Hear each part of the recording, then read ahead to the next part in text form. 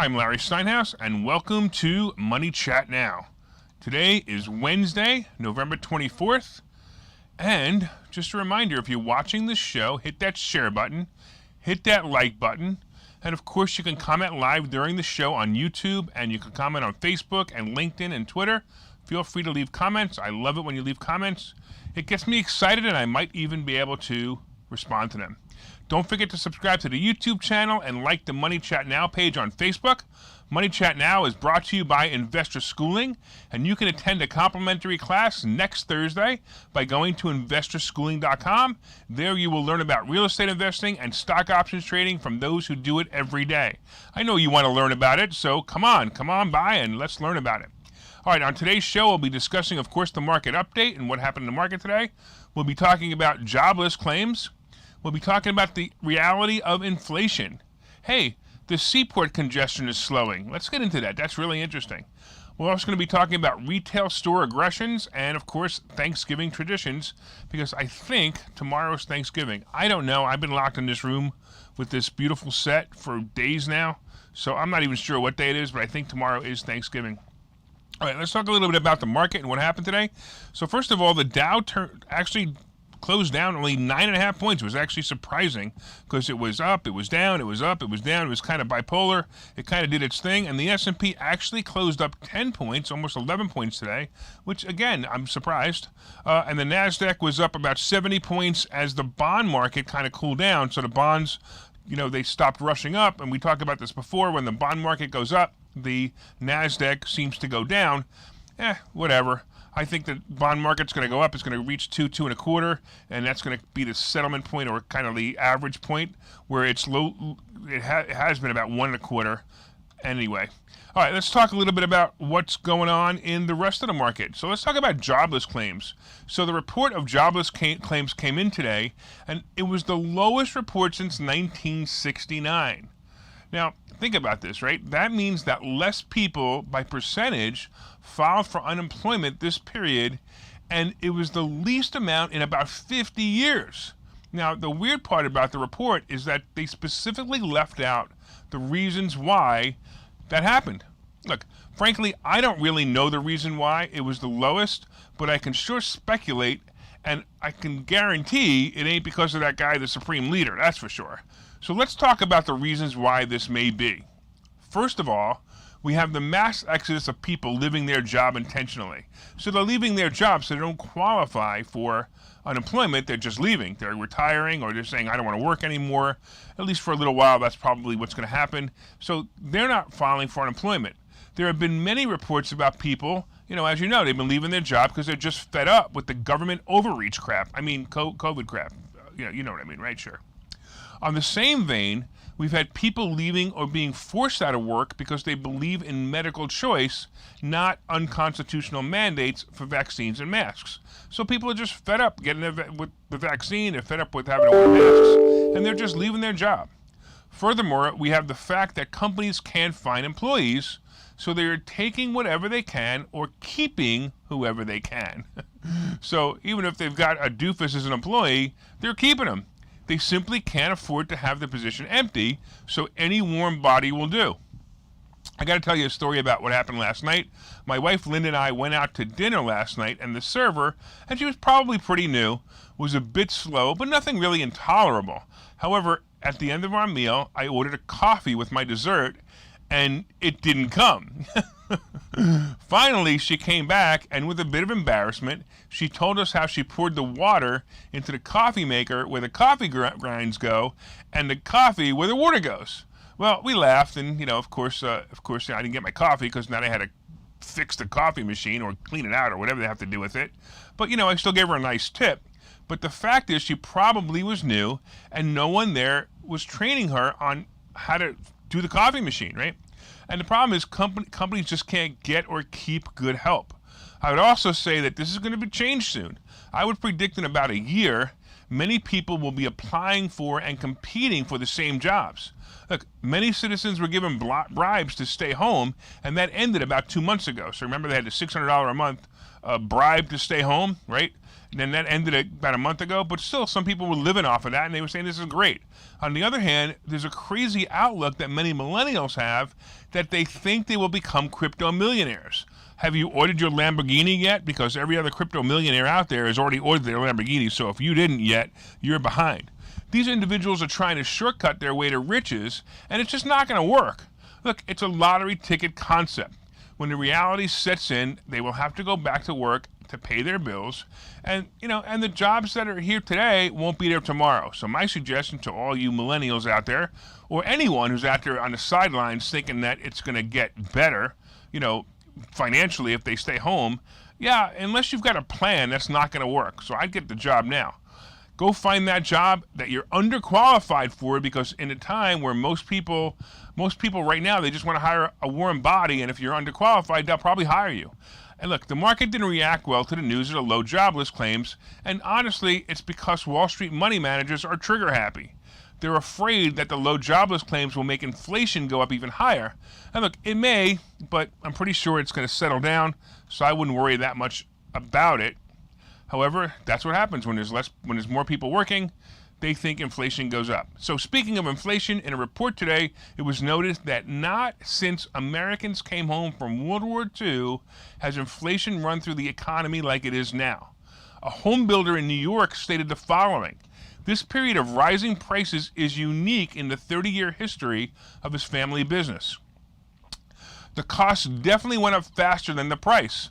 Our average home is up $60,000, and that's just hard costs passed along. The average 2x4, for example, over the course of the past year from July is roughly the same period to 2021, went from $4.30 to $11.36. Wow, I guess you're not going to be burning 2x4s, huh? He said the 2x4 is now about 50% lower, but lumber is still volatile. They also said that building costs have gone up, including 20% increase in insulation this year. We are definitely seeing the rising costs in homes and home values. It's actually quite insane right now. I personally had a property I bought 6 years ago, double in price since I bought it. And look, most of the properties I own have increased in value about 80% in just the past 3 years, by the way. I love being a real estate investor, so if you're a real estate investor, this is the way to go. The debate among economists is how much of this pandemic-era inflation will linger and how much will be temporary. In October, the Consumer Price Index was up 6.2% year over year, the highest in 31 years. Look, we all know that President Poopy Pants can't get a handle on oil prices and made the dumbass move to tap the oil reserves to try to lower the price of gas. Ugh. By the way, inflation will run up a bit more, but look, you got to look at history. So take a look at this chart. I got to show you, this is an amazing chart. You're going to see that interest rates from 1790 to 2010, and let's talk about this chart as a guide, and you'll see that we're about at the 1950s on the chart, with interest rates being low at about 2.5%. It looks like they ticked up about a point every 5 years until 1980, when they ticked up about 8 points to peak at 14 to 15%. I don't know if any guys you remember, but we used to get mortgages at 14 to 15%. And when I got my first mortgage, it was under 13%, and I thought that was a bargain. So sometimes charts tend to repeat patterns. So if that's true, we have about 20 years before we hit the rate of 15% again. However, rates of 5 and 6% are going to be closer than you think. And it could be as little as 3 to 5 years away. So here's the plan. Refinance or buy your house now. I'm telling you, do it now. You'll be in the best position for real equity growth as new buyers enter the market at higher rates. Look, at about 2 o'clock today, there was a report that came over the internet that Federal Reserve officials at their meeting earlier this month expressed concern about inflation and said they would be willing to raise interest rates if prices keep rising. So watch it, because they're doing it. Be careful, it's going to happen. All right, let's really quickly talk about seaports and what's going on over there. I'm sure you've seen the pictures of the backlog in California ports and all the ships in the ocean waiting to be unloaded. The retail sector of the stock market has been blaming poor sales on the fact that there is no inventory because of this backlog. The news reports had at one time said that it would take 6 months to unload the ships at the current pace. However, in an interview, Mario Cordero, executive director of the Port of Long Beach, said, "It looks like some progress is being made in this dilemma. I think we're moving forward with some progress, and hopefully, as we move into the next 6 months, we're going to continue to mitigate the scenario that we're seeing here. Well, you may recall that the Supreme Leader ordered the ports to be open 24 hours and also ordered the ports to levy fines on containers that left the port for an extended period of time. So in other words, if he left them there, they got fines. He actually imposed a $100 a day fine for each container left empty on the dock. I'm pretty sure this isn't the reason the docks appear to be clearing faster. Since the announcement of the new fees, which by the way have not yet started, both ports have seen lingering cargo containers reduced by 33%. Cordero says there are still approximately 61 cargo ships. Listen to this carefully. Cordero says there are 61 cargo ships so left. you've thought about investing in real estate. Oh man, houses, you put me in commercial. Buildings, properties, but don't really He put me in a commercial. Oh my goodness. That's because I went over. He's trying to warn me. All right, that's cool. But check this out real quick before we go to the commercial, right? Cordero says there are still approximately 61 cargo ships off the California coast waiting to unload. That compares to a record 111 ships just 2 weeks ago, according to data from the Marine Exchange. So check this out. If I understand the math correctly, that means that all of the remaining ships will be emptied within 3 weeks. Is that right? Did I do that math correctly? If it took 2 weeks to clear 50 ships and there are 61 left, wouldn't that mean that 3 weeks to clear the rest? I'm really confused here. If this problem was solved in 2 months, is it really a problem or it was something else? Is it possible that because the great Governor DeSantis in Florida helped by allowing the ships to reroute in Florida? I don't know, but I'm still scratching my head on the math here. In fact, it gives me a clue as to the market over the next few months, by the way. Retail and any computer chip company will be into play as these ships get unloaded. The stores will be packed and pent-up demand will get people buying everything they wanted for Christmas and couldn't find. It will also be Christmas in February, and the retail earnings reports will show that. I'd like the stores that missed earnings in the past few days like Gap, which is down 25%, and half of the price it was in May. I'll be discussing more of these great plays as we wrap it up. But check it out, because we're going to take the break that we just didn't take. Okay, so you've thought about investing in real estate, houses, apartment buildings, properties, but don't really know where to start. Well, what if you could very easily learn how to gain strategies to use other people's money to buy and sell houses in the Philadelphia area? If you could learn and network with successful area real estate investors and how to produce monthly income on rental properties without headaches, that place is Investor Schooling. With Investor Schooling, you'll learn from 2 Philadelphia area rockstar real estate investors, Phil Falcone and Larry Steinhouse, about how to buy and sell properties the easy way and teach you basic and advanced techniques to help you make money in real estate. You can attend Investor Schooling in person or online visual classes 8 times a month. You can and will learn how to make money in real estate. Call for free information and get a complimentary pass to one of these classes. But don't delay, as these complimentary passes are limited. Call the number on your screen now or visit investorschooling.com. investorschooling.com.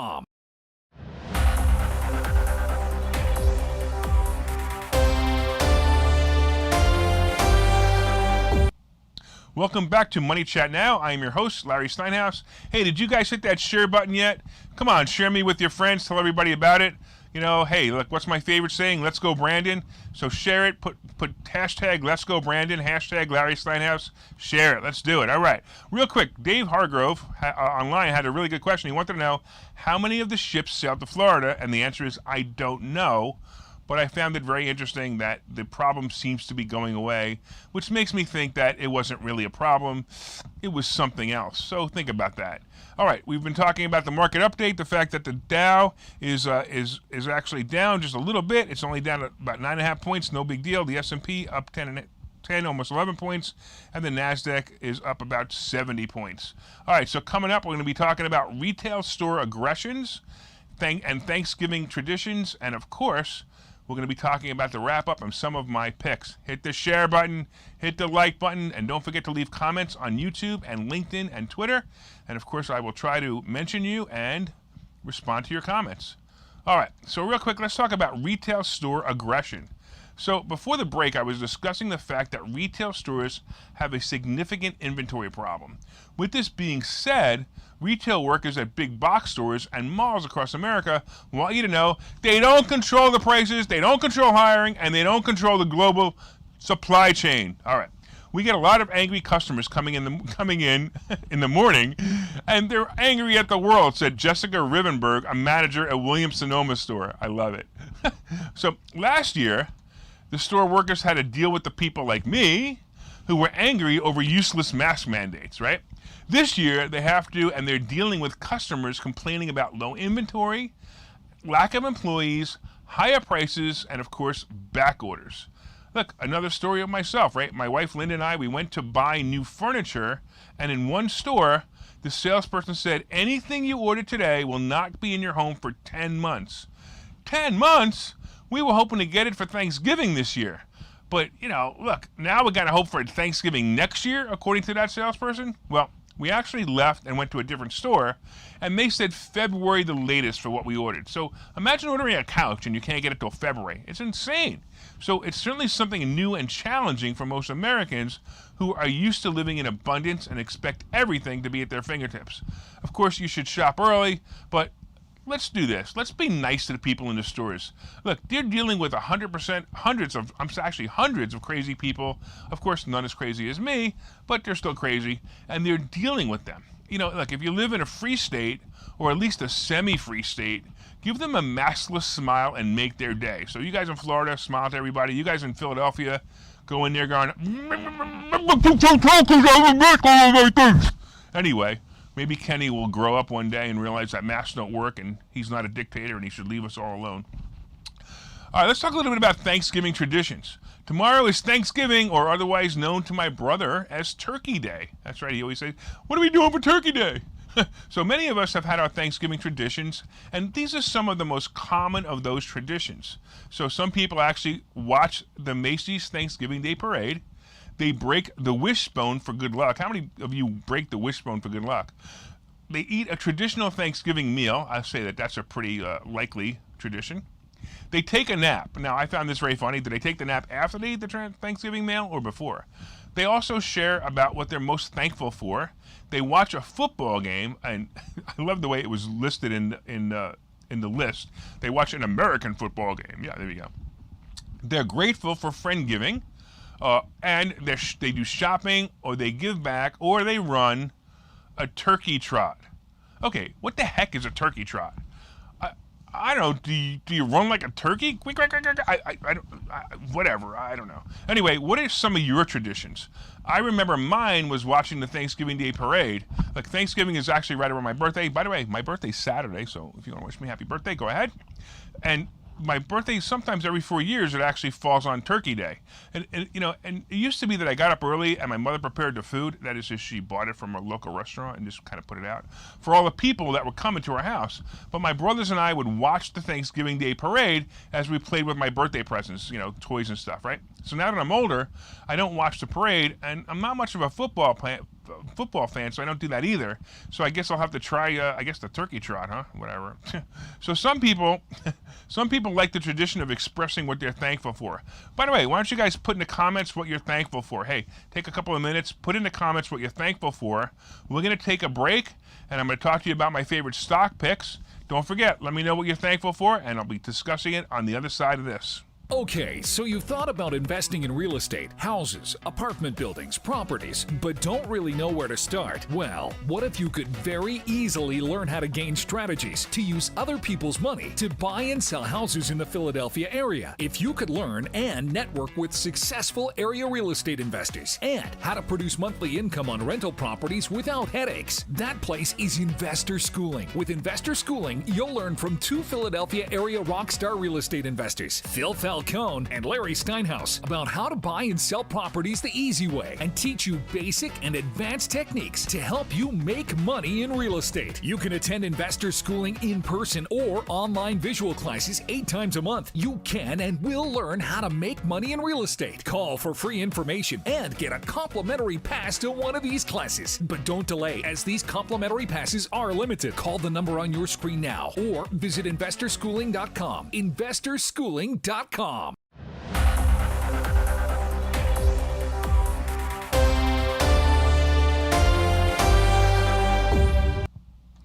Welcome back to Money Chat Now. I am your host, Larry Steinhouse. I want to thank you guys for responding, and I want to thank, of course, I want to thank Eric for wishing me happy birthday, and I want to thank Ron for letting me know that he's going to enjoy watching me drive around in my Let's Go Brandon mobile, and of course, Dave talks about last Thanksgiving. He had a one and done tradition. Most of his guests got COVID. I love it. And of course, my beautiful wife said, "I'm thankful for you, honey," and I'm thankful for you too, honey. Thank you so much. That's so awesome. That made my day. All right, so far we've been discussing the market update. We've been discussing jobless claims. We've been talking about inflation. We've been talking about the seaport congestion, which is disappearing very quickly. Make me think that something else was going on over there. Of course, retail store aggressions. Be nice to the guys, to the retail stores.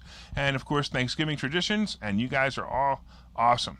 All right, so coming up is the wrap-up of some of my stock picks. But did you guys hit the share button yet? Come on, share me with your friends. Hit that like button and let me know you enjoy the show. Leave comments on Facebook and Twitter and YouTube and LinkedIn. And if you wouldn't mind doing hashtag Larry Steinhouse and hashtag Money Chat Now, I'd totally appreciate it.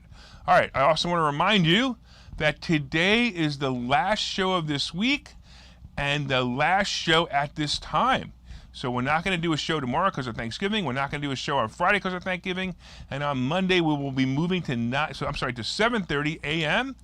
And we will be broadcasting live on WWDB Radio at the same time in Philadelphia as of December 1st. Make sure you listen to us there, and let's keep this party going. All right, let's talk about some of the notable moves today. It was another bipolar day in the market as we saw the Dow drop and then return and then drop only a few points. It was not a big deal. It was actually pretty good. I was actually pretty impressed. As we discussed, retail stocks tanked. However, I think there's a play here with brands like Gap, which is selling for under $18.